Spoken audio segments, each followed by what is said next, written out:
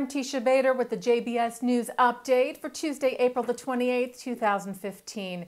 229 Israeli hikers returned safely to Israel from Nepal this afternoon on board an El Al flight, which also carried 15 babies born from surrogate mothers in the country.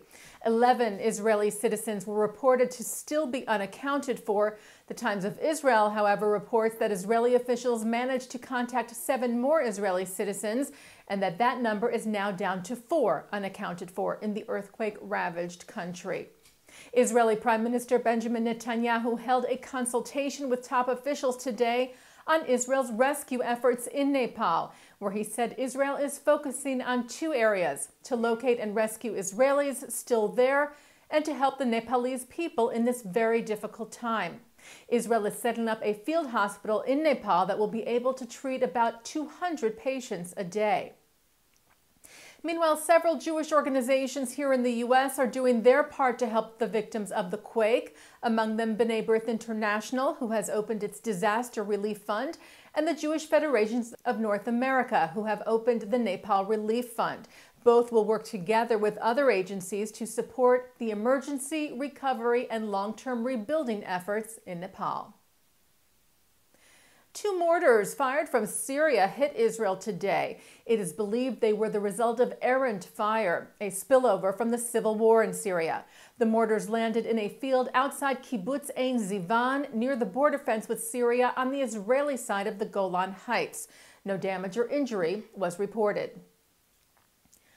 Kansas City shooter Frazier Miller says that he will change his plea to guilty in order to avoid a long trial in which he is accused of 3 counts of murder. Miller, who is a former Grand Dragon of the Ku Klux Klan, has emphysema, and he told the Associated Press that he feels he doesn't have long to live and wants the chance to explain why he did what he did. Miller shot and killed 69-year-old William Lewis Corcoran, his 14-year-old grandson Reed Griffin Underwood, outside the Jewish Community Center of Greater Kansas City in Overland Park, Kansas, on April the 13th of last year, and shortly afterwards shot and killed 53-year-old Terry Lamano at a nearby Jewish retirement home. He had told a local media outlet after the killings that he had wanted to kill some Jews, although none of his victims were Jewish. He is now saying he wants to use his trial as a means to, quote, put the Jews on trial where they belong. Former Soviet refusenik and longtime human rights activist Vladimir Slepak died on Thursday at the age of 87. Slepak was thought of as one of the founders of the refusenik movement that advocated for the right of Soviet Jews to emigrate to Israel. He struggled to leave the former Soviet Union and go to Israel for 17 years, 5 of which he spent in exile. He and his wife finally were permitted to make Aliyah in 1987. They later moved to the U.S. in 2012. A memorial service for Slepak was held Sunday in New York City. His body was then flown to Israel and buried yesterday in Jerusalem. And former Foreign Minister of Poland, member of the Polish resistance movement and Auschwitz survivor Wladislaw Bartokowski, died on Friday at the age of 93. American Jewish Committee Executive Director David Harris called Bartokowski a Polish hero, noting he fought against Nazi invaders and helped build post-war relations both with Germany and with Israel. Bartokowski was a Catholic who was captured and sent to Auschwitz in 1940. A year later, he was released and joined up with a resistance group protecting Jews in Poland. Prime Minister Netanyahu said Bartokowski would be remembered as a righteous among the nations, an honor bestowed upon him by Israel's Yad Vashem, for risking his own life to save the lives of Jews during the Holocaust. Vatican Radio reports that Pope Francis met yesterday at the Vatican with the Chief Rabbi of Rome, Riccardo De Segni.